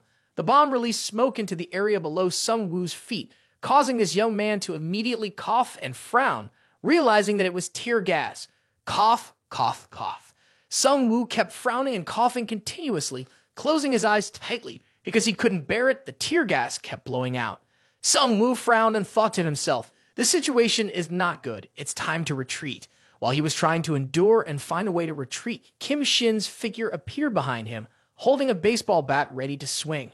Kim Shin's attack suddenly came with a loud clang, knocking the young Sung Woo into a deep sleep. A while later in Kim Shin's room, Sung Woo slowly woke up. Sung Woo struggled to open his eyes and thought to himself, "My head hurts, where am I? It feels so cool." Kim Shin stood in front of him holding Sung Woo's military ID and read clearly, "Sung Woo, Special Forces team leader, if you're awake, let's talk." Sung Woo felt the cold air radiating around his body, looked around for a while and wondered, "Air conditioning? Ice, who are you? How do you have guns and grenades?" Kim Shin put down the gun and replied, "I'm just a recent college graduate and I bought the gun and other things while traveling in Zongdong." Sung Woo was shocked and couldn't believe what he had just heard and asked, "Are you kidding me?" Kim Shin spoke up, "Sung Woo, is it true that the government has set up a planned rescue point for residents to make their own way to tomorrow morning?" Sung Woo was startled and asked back, "How did you know?" Kim Shin replied slowly, "If you don't believe me, then I give up. It seems like nothing has changed from our past lives." Then Kim Shin continued, "Even though the temperature will drop significantly in the early morning, those who are exposed to the moonlight for more than 10 minutes will faint, and many will die on the way to the rescue point." Sung Woo lowered his head and looked away awkwardly, saying, "There is no other way, even though we have set up a safe zone, but modifying the rescue vehicles is also difficult. Many people are no longer able to withstand it, so we can only let the residents make their own way to the rescue point early tomorrow morning." Kim Shin approached and put his hand on Sung Woo's shoulder, reminding him, "In fact, cotton socks and thermal underwear also have insulating properties, helping to increase survival rates without fainting." Kim Shin's words made Sung Woo gasp and say, "Really?" Kim Shin held a gun to Sung Woo's head and answered, "Yes, of course." Kim Shin's actions made Sung Woo a little scared, so he immediately tried to postpone it, because Sung Woo realized that this way would save many people. "Wait a minute, brother. Wait until I tell them about using those things before you kill me. Can I use the internal communication system? Don't worry, I won't call for help." Contrary to Sung Woo's thoughts, Kim Shin immediately used a knife to cut the rope binding this guy, which made Sung Woo continue to be confused. "What are you doing?" Kim Shin continued to point the gun at Sung Woo and then reminded, "I respect what you're doing, so I won't kill you this time, but I won't forgive you if you dare to provoke me again." Sung Woo asked Kim Shin again, "Aren't you afraid that I'll call for backup to deal with you after I leave?" Kim Shin glanced far away and said to Sung Woo, "Yes, you look up and see what it is." Sung Woo immediately looked up at the ceiling and exclaimed in horror, "A machine gun robot with a facial recognition camera. Where did you get it?" Kim Shin smiled and reminded, "I said I got it from Zhongdong. Once this thing is activated, no one in the room will survive except me. But in this situation, maybe you won't have time to pay attention to me either." Sung Woo hesitated and then confirmed, "I understand." He then went down below and joined a rescue team. This action left everyone below confused. Did that soldier just leave like that? He only mentioned the blanket incident, didn't say anything about what happened upstairs. No injuries, the soldier's gun was confiscated. Is that guy really that dangerous? Even the military has ways to handle him. CDO Sun looked at the rescue team leaving without accomplishing anything, immediately enraged. Damn it. He then turned around and slapped Go Kang in the face. "What did I raise you for? Why did you act just now? A bunch of ingrates, get out of here." Meanwhile, the fat man continued to rage. Old Mao looked at the fat man and also gnashed his teeth. He then turned to Go Kang and asked, "Brother, how long do we have to tolerate him?" Go Kang, trying to endure, replied, "The government has started relief efforts. Once order is restored, we still need to use his connections." Kim Shin suddenly appeared in a corner and reminded Go Kang the world is in chaos and you still want to restore order. When Lao Mao saw Kim Shin, he immediately demanded to eat him alive. You? Where did you come from? I will kill you now. Go Kang calmly thought and then stopped Lao Mao. Wait a minute, Kim Shin, why did you come downstairs? Kim Shin held the thermos with cold ice inside and poured it in front of Go Kang and Lao Mao. I came to find you for a deal. The ice falling outside spread a cool and loving sensation that made Go Kang and Lao Mao instantly turn into bloodthirsty demons in the scorching heat. Lao Mao, seeing the cold ice that Kim Shin poured down, made him seem crazy and rushed towards Kim Shin. Cold ice, that's cold ice, brother. His room must have even better stuff. Kill him, and everything will be ours. But in the author's world, supporting characters do not get what they dream of. Kim Shin immediately coldly pointed a gun at Lao Mao's throat, making him raise his hands in front of him, his throat swallowing saliva. Go Kang looked at Kim Shin and Lao Mao with a smile full of fear. Ha ha, my brother Kim Shin, don't mess with him. Let's just talk about the deal. After Go Kang and Lao Mao finished discussing the deal with Kim Shin, they immediately owned the ice thermos. The two guys immediately entered a state of smashing ice and indulged in pleasure. Ah, so good, so good. Old Mao and Go Kang were enjoying the taste of the ice cubes in their mouths, their faces full of satisfaction as they talked to each other. I have been locked up here for 3 days, and this is the first time I have felt so refreshed. I can't imagine what that kid's room will be like. First, let's agree to his demands, then find an opportunity to kill him. By then, this room will be ours. CEO Sun saw Go Kang hiding the last ice cube in his hand, so he angrily rushed forward and kicked the ice cube away. Well done, Go Kang, but you still hid the cold ice cube. CEO Sun then repeatedly kicked Go Kang's body with his foot and warned him, next time, if you have something good, you better take it out yourself, or you will definitely die. CEO Sun's actions immediately made Go Kang's anger rise. CEO Sun enjoyed the ice cubes while looking at Yetlin. It's so enjoyable. I've been eating instant noodles for days, running out soon. If it wasn't for the help, I would have starved to death. Oh, it's not Yetlin. Why is she still not taking off her clothes, so stubborn? Seeing Yetlin so beautiful, the animal instinct in the old CEO Sun began to awaken. He immediately grabbed Yelin's hand tightly and pulled her up. But I like to play with the likes of you. Now I'm in the mood. Follow me upstairs. Yelin was surprised by CEO Sun's aggressive behavior, immediately resisted and slapped the old man hard in the face. Despicable. Don't touch me. Yelin's resistance made old CEO Sun go crazy. He then tore apart Yelin's shirt, revealing her half-naked body. You slut, that I will do you right here, and by then let everyone taste the flavor. Yelin gritted her teeth, covered the exposed parts of her body with her hand, her face full of resentment looking towards CEO Sun. He licked his lips and looked at Yelin. Haha, you must be hot wearing this wet and tight outfit. Let me help you take it all off. Go Kang, following behind, could no longer bear CEO Sun's excessive actions and immediately stepped forward to remind Sun De Biao, you're going too far. Sun De Biao, angry, turned back to curse at Go Kang. Damn it, shut up. Go Kang, I've given you face, you know whom you're talking to. Go Kang didn't respond to Sun De Biao's words, but immediately coldly plunged a knife straight into Sun De Biao's neck, causing Sun De Biao to fall down and kick the bucket. Seeing Sun De Biao fall, those nearby shouted, someone is killed! Someone is killed! Go Kang let go and affirmed what Kim Shin said. It's already chaotic, so you go and die. Now this place is under my control. Others either go to the rescue point or die here. Kim Shin stood on the observation deck looking down at Yelin and Go Kang's group, then coldly raised his chin and said, it seems my words are effective. In past life, I was the boss here. If I accelerate the process of this matter, Kim Shin looked down at the bodies of Wang Dahai and Sun De Biao thrown outside, then wondered to himself, will my destiny also appear sooner? Back inside Go Kang's room, Go Kang was slowly enjoying the cool rocks. Down below, two bitches, Hao Chiang and Li Nao, were kneeling in front of him, eagerly expressing their desires. Kang brother, please, I want it. Give it to me, whatever you want us to do. Go Kang was sipping the cool water and then threw the cold water bottle towards the two girls. If you want ice water, follow me. I say jump, you say how high, Go Kang said. Lao Mao, who was behind, asked Go Kang, Kang brother, are we heading to the rescue point? Go Kang leaned back in his chair and explained, it's the end of the world now, survival depends on ourselves. Besides, the rescue point is 1 kilometer away, and we might not even survive to get there. Receiving the cold water bottle from Go Kang, Hao Chiang and Li Na kept fighting over it. Don't fight with me, leave me some. Seeing Hyo Chiang and Li Ne bickering, Lao Mao asked again, "But our supplies are running low. Why are we still including these useless people?" Upon hearing that, Go Kang explained, "Kim Shin wants to keep these people for a reason. Maybe we need a few sacrificial pawns." At night and into the new day, everyone here is wrapped in fluffy blankets, including the soldiers Sung Woo, Kang Hyo Chiang, and Lina. Finally, they left this strange place after only being given a little food for 2 days.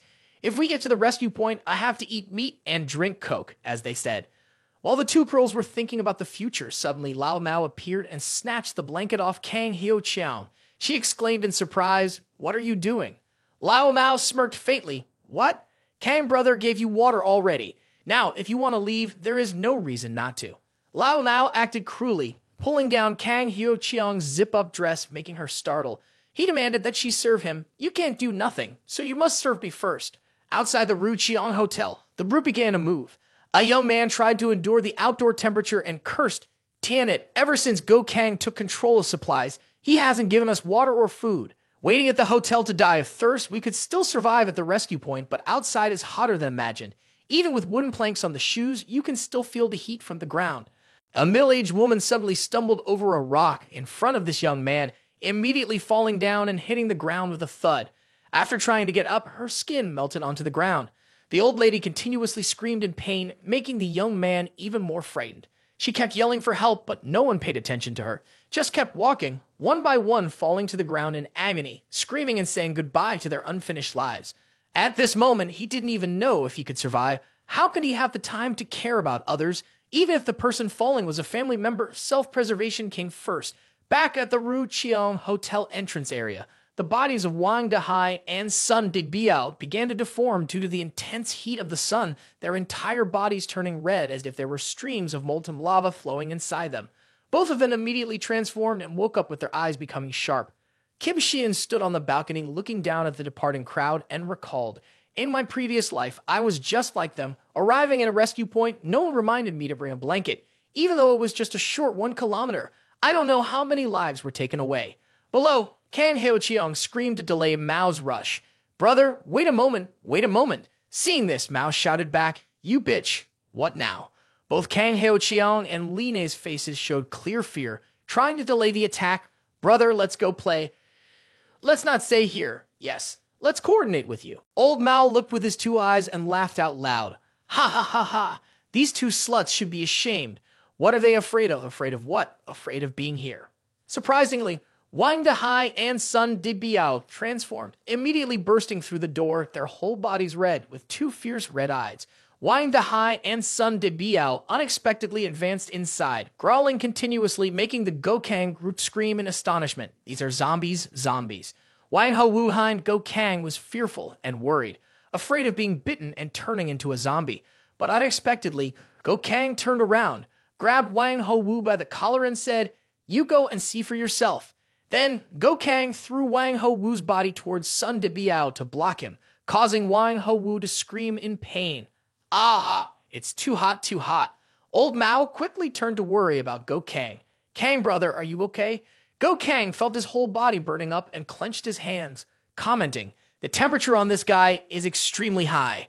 Surprisingly, Kim Shin stepped down, holding a sword that had been prepared beforehand, then warned the Go Kang group, "Get back." Old Mao looked at Kim Shin in astonishment. This guy wants to deal with zombies. Go Kang looked at Kim Shin with a sly smile. "Then let him kill all the zombies, we will kill him." Kim Shin held his sword and looked towards Sun Digbiao and Wang Dahai, sadly recalling, "In the apocalypse, when the sunlight shines on a human body, it will cause a mutation, but they are not zombies and do not spread a virus. They are more like drought demons described in the Book of Mountains and Seeds. That's why I also call them drought demons." Kim Shin looked at the 2 drought demons approaching, surprised that Sun Digbiao did not aim at Kim Shin, but turned towards Go Kang. Realizing this, Kim Shin thought to himself, "These drought demons actually still have some memories from when they were alive, or you could say they have attachments." Turning his gaze back to Sun Digbiao, Kim Shin observed, in a past life, Go Kang must have killed this person, which made him hold a grudge and seek revenge on Go Kang, becoming the first drought demon. Finally, Kim Shin looked towards the drought demon in front of him rushing towards him, while Wang Dahai, who he had killed, had become another drought demon. As Wang Dahai lunged to attack him, Kim Shin dodged to the side, glanced back and prepared to act. So, the karma of Gokang is here. Having found Gokang's karma, Kim Shin immediately swung his sword to deliver a powerful blow to the head of Sun Biao, hitting him with a whoosh. A magic crystal flew out from the drought demon's body after being headshot by Kim Shin. Looking at the magic crystal, Kim Shin secretly thought this is the magic crystal that can bring super strength to the body. Kim Shin rushed to grab the magic crystal from the body of the drought demon, now it belonged to him. Behind him, drought demon Wang Dahai also constantly roared in anger and rushed towards Kim Shin. Seeing this, Kim Shin quickly jumped back and pushed Wang Dahai towards the Gokang group. This one is for you guys. Kim Shin slowly walked back to the room and waved goodbye. Take your time playing, making Gokang furious, gritting his teeth and swearing, "Damn it." Wang Ho Wu, after enduring the pain just now, was now in a semi-conscious state. Surprisingly, he was grabbed by Gokang and dragged up. "Get up, trash." Then he was thrown to drought demon Wang Dahai, so the two brothers could comfort each other. Wang Ho Wu screamed in pleasure, continuing to be in a warm state with his brother. Gokang, angry, grabbed a bottle of ice water and angrily threw it at the drought demon. "Damn it, get a weapon, kill him." In the upper corner of the room, Kim Shin dropped a magic crystal into a cup, then poured strong alcohol inside. On the day of the apocalypse, magic crystals occasionally appeared in the skull of the drought demon and strange creatures. Magic crystals are very rare, not necessarily 1 per 100.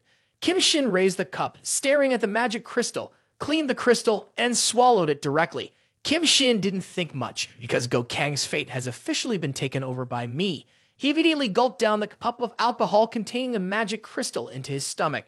Kim Shin's eyes turned bright red after absorbing the magic crystal, the blood vessels around his eyes becoming prominent on his face. His body began to absorb the energy of the magic crystal, immediately increasing in size and experiencing strange phenomena. His clothes tore apart instantly, fire and magma appearing inside his body, causing Kim Shin to scream in pain.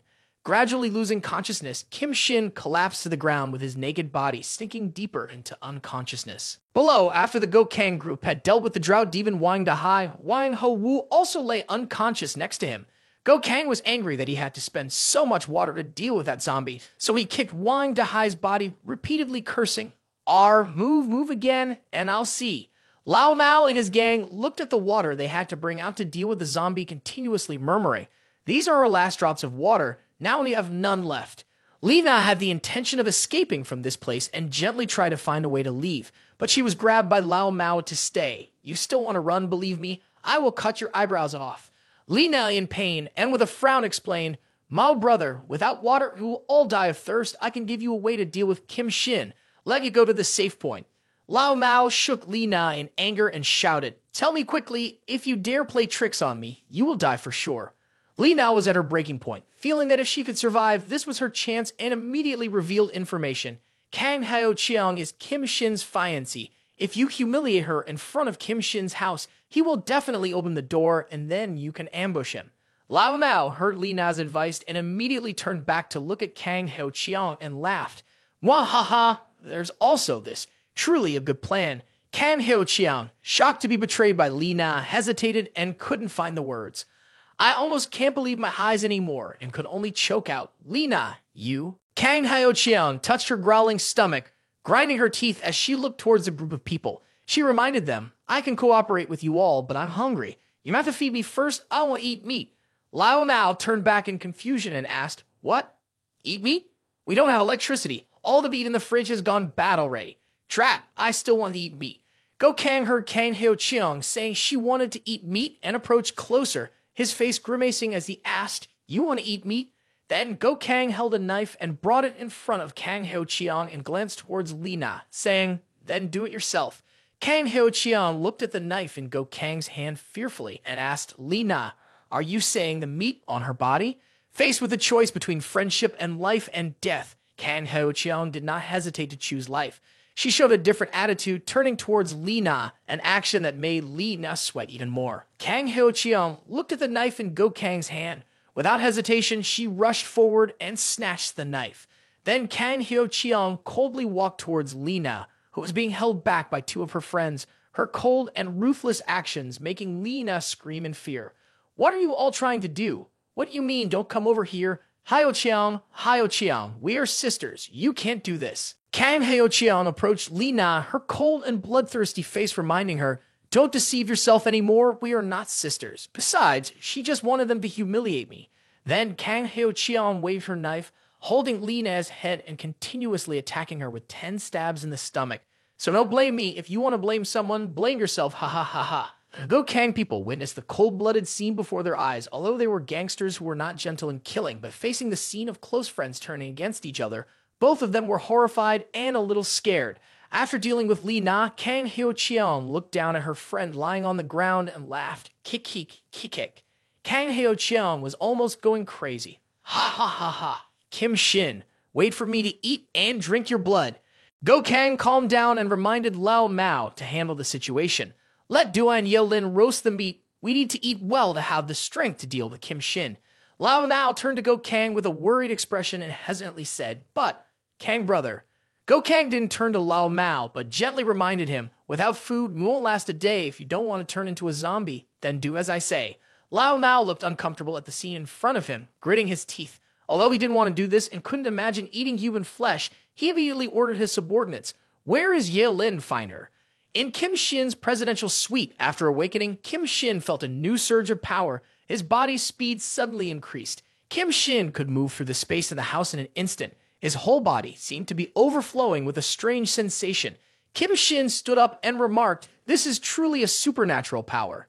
Feeling his power increase, Kim Shin stepped forward and with a light punch, shattered the ice block in the room. "My muscle strength has also increased." Unexpectedly, the doorbell rang and Duan Yelin was at the door. Kim Shin involuntarily turned back and murmured, "Someone is here again." Outside, Yelin hesitated after knocking on Kim Shin's room, thinking to herself, "Gosh, are they all crazy? I can't stay downstairs anymore. This place is my only hope. Hopefully, I still have an ace up my sleeve." Suddenly, the sound of the door opening echoed. Kim Shin came out without any clothes on and asked Yelin coldly, "What's the matter?" Yelin looked up at Kim Shin's cold eyes, then slowly lowered her gaze to the dark area below, making her blush a bit. She then shouted, "Hey, you scoundrel." Kim Shin also realized he wasn't wearing any clothes and quickly apologized. "I'm sorry, I didn't mean to." After a while, they finally returned to their normal state, albeit a bit embarrassed. Kim Shin, after putting on some clothes, sat down on the sofa and said, "Well, my resources are limited. We've only met once. I can't just support you because you're pretty." Kim Shin spoke while thinking to himself. Based on his knowledge of Yelin from previous lives, she was a strong woman. The relationship between her and Go Kang was also one of cooperation, although Kim Shin had once considered subjugating her. Now there was a somewhat awkward atmosphere. Yelin seemed a bit hesitant, avoiding direct eye contact with Kim Shin and turning aside. Apart from being a chef, I am also a distinguished graduate of Harvard University, holding a medical license and 5 years of surgical experience. After explaining, Yelin began to wonder, with a figure like that, and yet beautiful, it's not because of me, but this room is so beautiful. With electricity and cold water, I need to show my value to stay. Kim Shin returned to his normal state, looking coldly at Yelin and said, "You being a doctor is indeed an attractive condition. But now, with resources being scarce, I wonder if we can survive until tomorrow." Afraid of Kim Shin's rejection, Yelin desperately tried to find a way. "As long as you don't throw me downstairs, I can do anything." After Yelin finished speaking, Kim Shin rubbed his chin and smiled wickedly at Yelin. "Ha ha! If the beauty has spoken, then let's consider this as your home." Yelin, realizing her mistake, immediately covered her mouth. "Oops, I spoke without thinking."